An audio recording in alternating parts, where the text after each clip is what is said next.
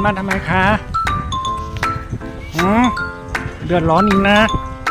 ขึ้นแล้วก็ลงไม่ได้นะคะขึ้นมาทำไมคะไหวเล็กถือมานะซนมากใช่ไหมลงไงนะคราวนี้ยังเด้อลงมา